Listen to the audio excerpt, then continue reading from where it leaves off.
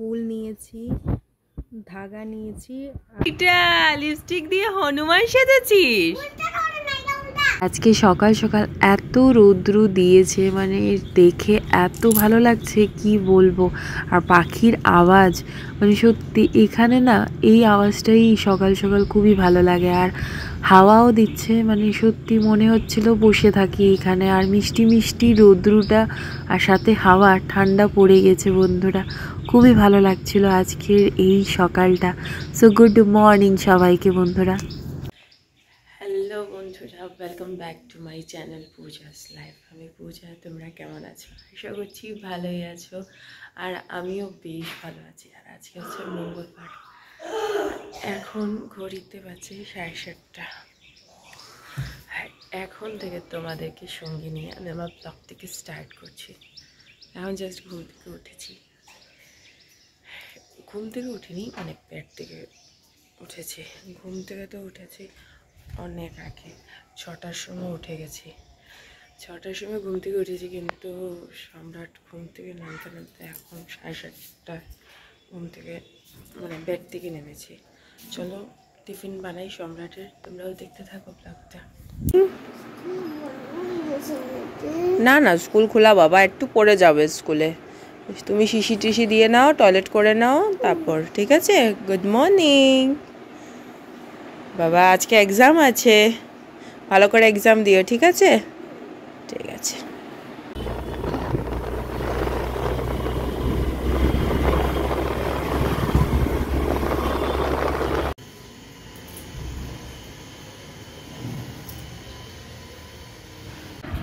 Face pack বানিয়েছি সব কিছু দিয়ে, উপটন, কস্তুরি, হলদি, মুলতানি মিট্টি আর অনেক কিছু দিয়ে এখন এটা প্যাক লাগাবো, লাগিয়ে স্নানে যাব। এটা লিপস্টিক দিয়ে হনুমান সেজেছিস? হ্যাঁ, ও লম্বা করে, ও আচ্ছা, ক্যামেরা লম্বা করে ধরবো। আচ্ছা, একটু টাইম পেয়েছি তাই একটু প্যাক দিয়েছি মুখের মধ্যে। ডাল আছে, মসুরি ডাল, এটা অল্প আছে, আমার তো হয়ে যাবে, অন্য কার হোক আর না হোক আমার হয়ে যাবে। আর এই যে এটা লাই পাতা দিয়ে শাক করেছি, রসুন ফোড়ন দিয়ে। আর এখানে মাংস কষা রেখে দিয়েছি, আর এটা মাছ ভাজা রেখেছি সম্রাটের জন্য। আর এটা কালকের চিকেন কষা আছে রিদ্দির জন্য। এখানে ভাত করেছি। কি বানাচ্ছে আমার জন্য সারপ্রাইজ? কি সারপ্রাইজ? কিটা কিটা এটা? কি কি কি কি? ও ভগবান, হায় রে।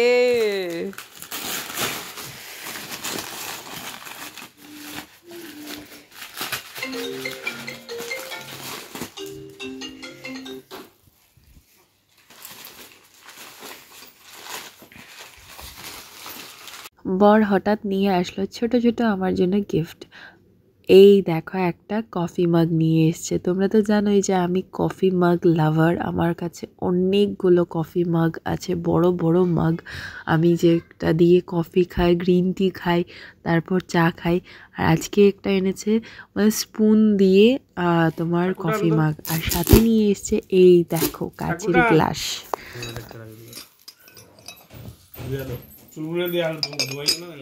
না না, এটা আমার ভাই, আমার আমার গ্লাস সেটটা সুন্দর। বাহ, কি সুন্দর সুন্দর সুন্দর, কি সুন্দর জিনিসটা। বুড়া মত দেখো। তারপর সব কাজটা শেষ করে স্নান টান করে এখন চলে এসেছি পুজো দিতে। আজকে তুলসী মাকে একটু পুজো দেব, তার জন্য একটা ধাগা নিয়ে নিয়েছি। আর আমাকে বলে দিয়েছে বর যে এই ধাগার মধ্যে 11টা গিট্ট মারতে, এই যে গিট দিতে আর কি। তো 11টা পুরো এইভাবে গিট দেব। এই যে এইভাবে গিট দিয়ে দিয়েছি 11টা। এই গিটটাকে আমি, এই ধাগাটাকে আমি তুলসী মার মানে গাত লাগিয়ে দেবো, বেঁধে দেবো। ফুল নিয়েছি, ধাগা নিয়েছি, আর চুন্নি নিয়েছি তুলসী মার জন্য। স্নান করিয়ে 11টা তুলসী পাতা দিয়েছে, 11টা তুলসী পাতা দিতে বলেছে, দিয়েছে। গোপাল ঠাকুরকে পুজো দিয়ে এখন চলে এসেছি তুলসী মাকে স্নান করাতে। আজকে পুরো দুধ দিয়ে স্নান করালাম তুলসী মাকে। তারপর এই দেখো ধাগাটা নিয়েছিলাম, যে সুতোর ধাগাটা আছে, এটাকে গিট মেরে দেব, ভালো করে বেঁধে দেব। বেঁধে তারপর বলেছে ফুল দিয়ে দিতে, আর তারপর আমি কিসে চুন্নি লাগিয়ে দিতে আর কি, এটাই আমাকে বলেছে, আর প্রদীপ জ্বালিয়ে দিতে। আজকের দিনটা খুবই ভালো তুলসী মার মানে পুজো দেওয়ার জন্য, আর তুলসী মার বিবাহ বার্ষিকীর আজকে দিন বলেছে আর কি আমার বর। তো এই কাজটা করতে আজকে বলল, তার জন্যই করা। আমি তেমন কিছু নিয়ম টিয়ম জানি না, যা যা বলল ও তাই করছি। তো ভাবলাম উপরের তুলসী মার গাছটাতে যখন দিয়ে দিয়েছি, তো আমি ভাবলাম নিচের তুলসী মার গাছটা যে আছে, তুলসী গাছেও ভাবলাম আজকে একটু দিয়ে দেই, পুজো দিয়ে দেই, এখানেও একটু ফুল দেই, তারপর দুধ দেই। তো ভালো করে দুধ দিয়ে স্নান করিয়ে দিলাম এই তুলসী গাছেও। সত্যি অনেক দিন পর, আগে তো দিতাম, বিয়ের পর তো দিয়েছি, কিন্তু এই অনেক বছর পর বড় তুলসী গাছেও আবার দিলাম আর কি, স্নান করালাম, তারপর পুজো দিলাম। আজকে খুব ভালো লাগছিল। তো আজকের দিনটাও ভালো, তো সুন্দর করে দিলাম। আর সম্রাটও আমাকে আজকে জ্বালায়নি। সম্রাট যদি জ্বালাতো আমি সত্যি পুজোটা দিতে পারতাম না। সব কাজ এদিকে শেষ করি, এখন পুজোটা দিয়েছি, এই যে ফুল দিয়ে পুরো। আর আমার বাবার বাড়িতেও এরকম তুলসী বেদি আছে, তোমরা তো দেখেছোই। তো বাবার বাড়িতে তো এই মানে আমাদের বড় তুলসী গাছেই দেওয়া হয়, ছোটো তো আর তুলসী বেদি নেই। আর শ্বশুরবাড়িতে যেহেতু আমরা উপরে থাকি, তো উপরেই আমরা দিয়ে দেই, আর নিচে আর আসা হয় না। তো সবসময় তো আসা হয় না, এই আজকে গিয়ে অনেক দিন পর এসছি, এসে এখন পুজোটা দিচ্ছি।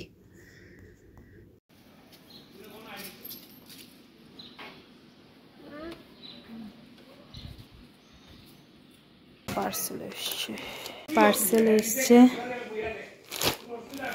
এই যে আমার আরেকটা পার্সেল এসছে মিশোর থেকে। তো আমি আরেকটা অর্ডার করলাম। এখন আমি আমার জন্য অর্ডার করেছি ঘরের পরার ড্রেস কিনেছি, মানে পাজামা আর কুর্তি, শর্ট কুর্তিগুলো কিনলাম, কারণ অনেক দিন হয়েছে শর্ট কুর্তি কেনা হয়নি, ঘরের কাপড়, তো তাই এই কাপড়টা কিনলাম। তো ভালো আছে এটা, মানে কটনের, সফট কটনের, তো পরতে পারবো। দেখি কালকে বা পরশু পরবো, তোমাদের সাথে শেয়ার করব কেমন হয়েছে। ইলিশ মাছ ছিল, শাশুড়ি মা বানিয়েছেন। তো এই ইলিশ মাছ, আর আমি যে শাকটা নিয়েছি এটা, আর ভাত আমি আরও কম খাবো।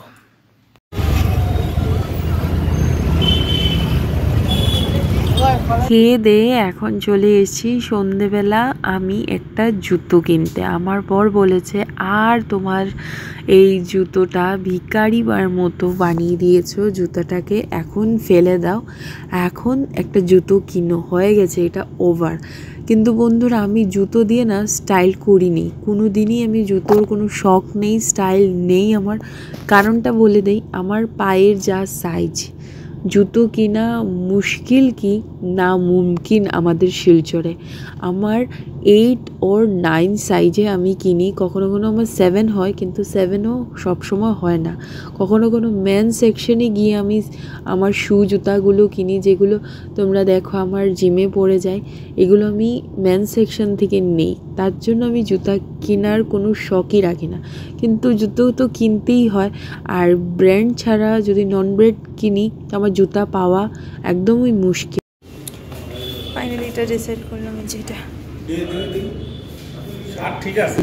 আগে বিয়ের আগে আমি জুতো কিনতেই পারতাম না, মানে এত প্রবলেম হতো, কি আর বলবো। তারপর এই একটা জুতো চয়েস হলো, তো জুতো কেনার পর আমরা একটু তোমার স্নিকার্সগুলো দেখছিলাম, এইগুলো চপ্পলগুলো দেখছিলাম, ভালো লাগছিল, তো নিয়ে নিলাম আজকের জুতোগুলো। কি করছিস তুই? হ্যাঁ,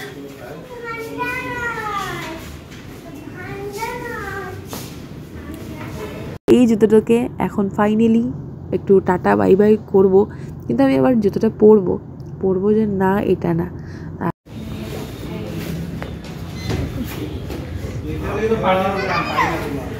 এই সে জুতা লয়ে লয়ে যার শপিং।